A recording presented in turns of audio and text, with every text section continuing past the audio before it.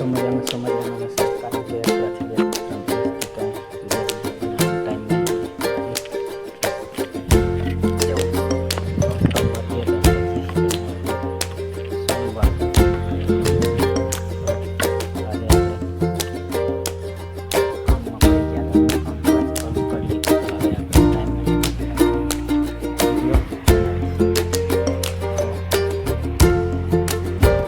આપણે બે ત્રણ ગાય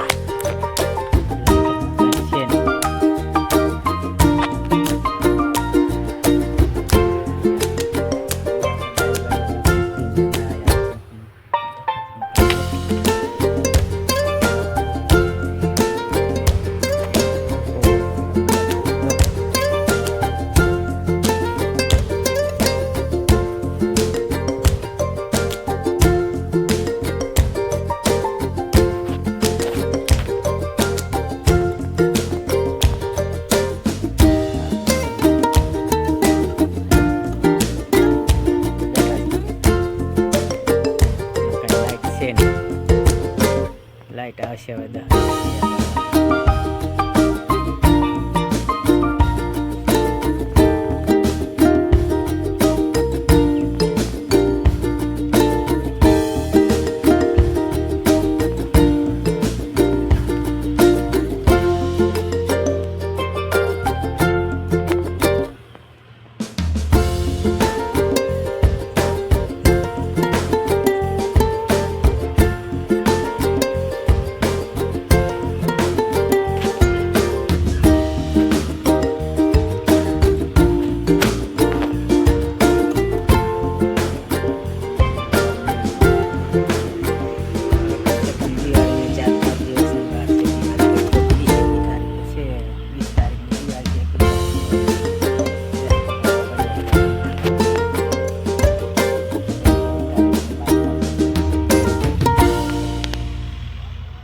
ભાઈ બીજ મતલબ બધા 2 3 4 5 તહેવારો જોડે જોડે આવી રહ્યા છે. હવે 8-10 દિવસની અંદર બધું પૂરું થઈ જશે.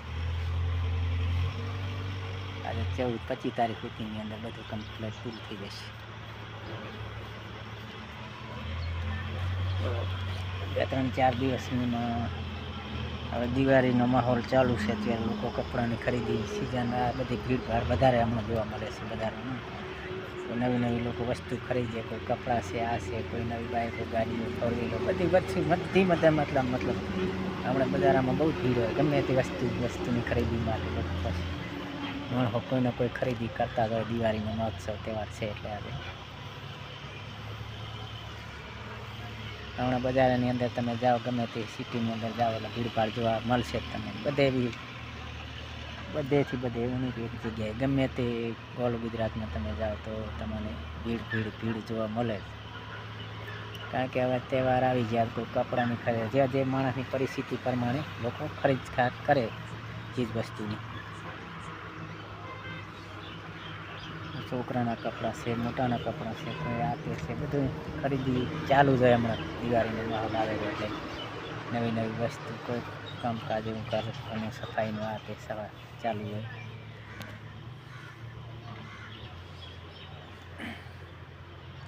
કાલે આપણે ગયા હતા ભરૂચમાં તો બહુ જ ભીડ હતી બજારમાં. કોઈ કપડાવાળા એટલે ચપ્પલોની દુકાનોમાં એટલી ભીડ ભાડ. હર કોઈ જગ્યાએ જો તો બધા બહુ જ ખરીદી કરતા હતા. માણસો બહુ જ ભીડભાડ જોઈ હતી આપણે ભરૂચની અંદર કાલે. ખાસ લગભગ 2-3 કલાક જેવો રખડ્યા હતા. ઘણી ભીડ હતી કાલે. દિવાળીનો માલ આવે, કપડાં હોય, કોઈ આ તે હોય, બધી વસ્તુ નવી ખરીદેલી.